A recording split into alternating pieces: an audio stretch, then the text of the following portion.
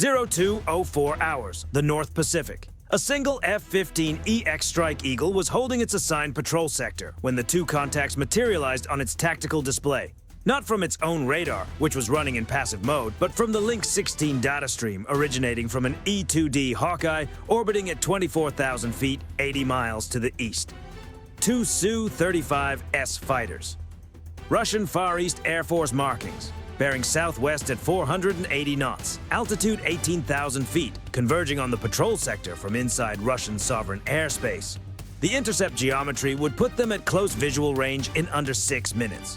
The cloud layer below was solid at 1,200 feet, and sea ice was beginning to show on the surface radar returns, a mosaic of pack fragments and open water that produced exactly the kind of radar background clutter that degrades tracking reliability for aircraft running their sensors hard in search mode. The weather was the reason Russia had chosen this particular morning for this particular type of operation, and the reason they were about to discover the choice had not given them the advantage they expected. To understand what Russia was actually doing, you have to set aside the surface-level framing of two fighters intercepting an American patrol.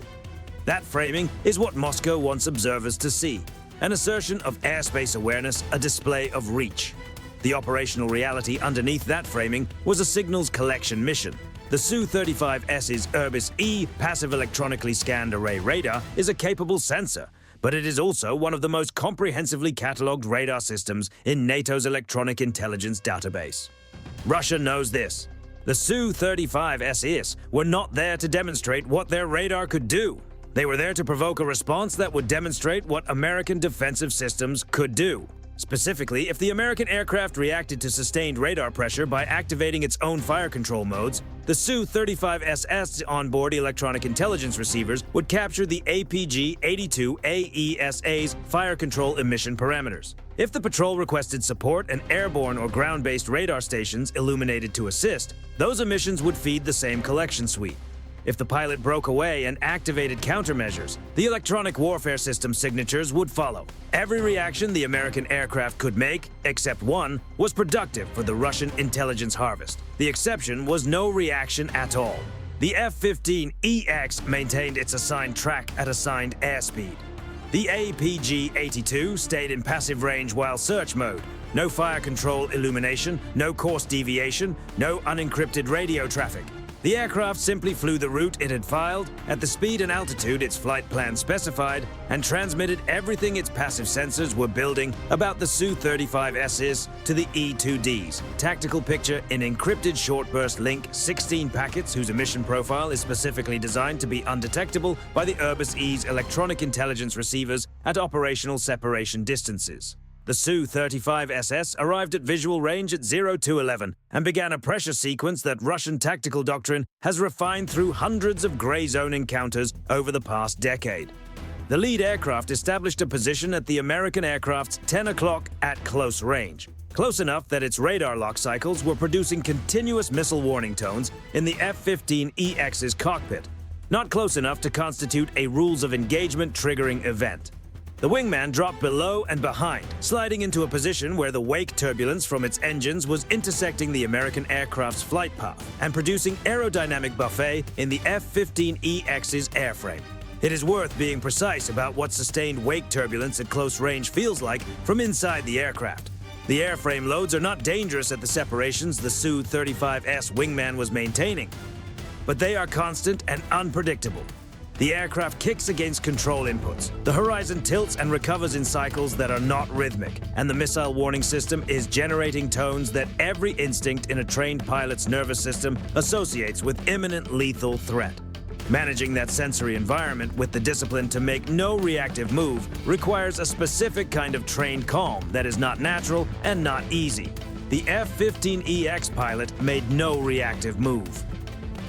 What was happening while the pilot was managing that sensory environment was the more interesting part of this engagement. The E-2D's AN/APY-9 radar was tracking both Su-35Ss with a stability that the Russian aircraft's own sensors could not match in the same conditions. The APY-9's UHF operating band is fundamentally less susceptible to the sea ice return clutter and low-altitude multipath interference that was forcing the Su-35SS Urbis-E radars to constantly recalibrate their tracking filters. From the Hawkeye's perspective, the engagement picture was clean and continuous. From the Su-35SS's perspective, their tracking of the F-15EX was periodically interrupted by exactly the environmental conditions Russia had selected the engagement window for. The irony of the weather choice ran in one direction only. The E-2D was also cataloging the Urbis-E's operational behavior in ways that peacetime collection rarely provides. During simulator and exercise replication, Russian tactical radar operators follow standardized procedures. Under real operational pressure, against a target that is not reacting as expected, the procedures diverge from the manual in subtle but analytically significant ways.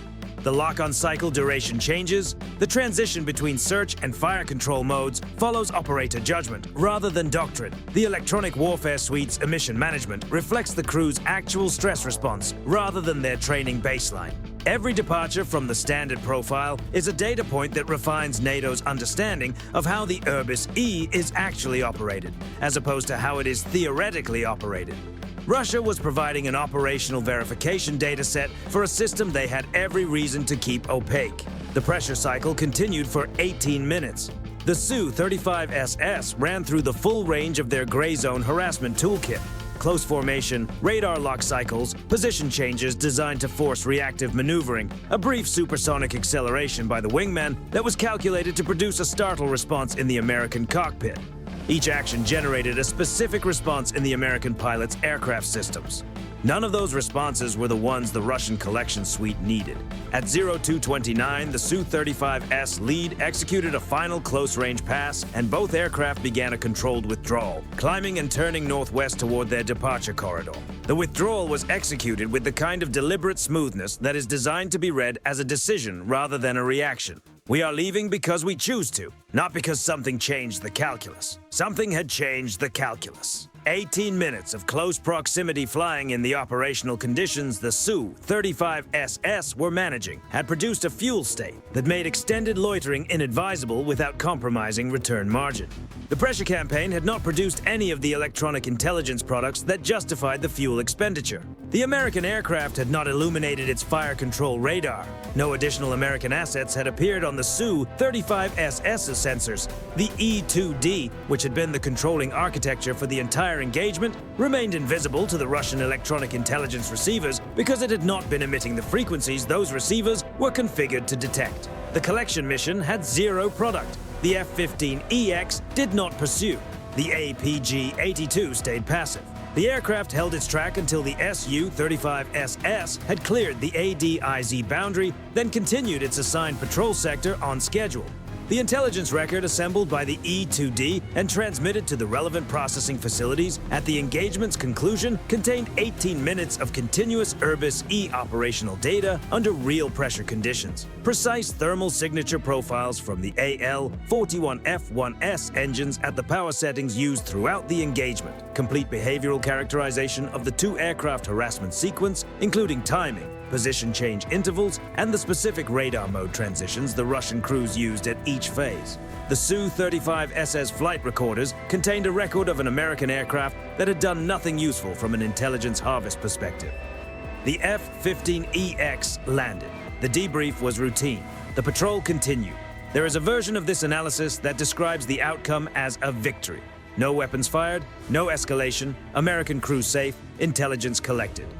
That version is accurate, but incomplete. A more honest accounting acknowledges that the pressure the Su-35s applied for 18 minutes was real, that the pilot's ability to maintain disciplined non-reaction under sustained missile warning tones and aerodynamic harassment requires a training investment that is not free, and that a different pilot on a different day, with different training, a different risk threshold, or a different operational brief might have produced a different outcome. The American advantage in this engagement was not primarily the F-15EX. It was the E-2D's pre-positioned presence, the encrypted low probability of intercept data link that gave the pilot a complete tactical picture without requiring him to generate any detectable emissions, and the training architecture that produced a crew capable of flying for 18 minutes in conditions specifically engineered to force a reaction without reacting. The Su-35S is a capable and genuinely dangerous aircraft. The Airbus E's range and power make it a credible threat in a legitimate air combat scenario. None of those capabilities were relevant in this engagement because the engagement was not structured as a combat scenario. It was structured as an intelligence extraction scenario, and the American side denied it the raw material that scenario required. The strategic lesson is narrower and more specific than information wins. In a gray zone probe designed to harvest electronic intelligence through provocation, the defending force wins by denying the provocation its productive response, which requires both the technical architecture to maintain situational awareness without omitting and the human discipline to act on that architecture rather than on instinct. Both conditions have to be present simultaneously. The E-2D without the pilot's discipline produces a different result. The pilot's discipline without the E-2D's picture produces a different result. The combination is the capability. Here is the genuinely unresolved question this engagement surfaces. The F-15EX's ability to maintain its disciplined non-reaction was substantially supported by the confidence that came from having a complete tactical picture from the E-2D, knowing precisely where both Su-35SS were at every moment of the engagement without needing to illuminate anything to find out. If Russia develops a standoff capability specifically designed to deny the E-2D its operating altitude, forcing it to either stay out of range where its data link latency degrades the forward aircraft's situational awareness, or to descend into an engagement envelope where it becomes a target, does the disciplined non-reaction remain executable? And what fills the situational awareness role if the E-2D cannot hold its position? Leave your assessment below.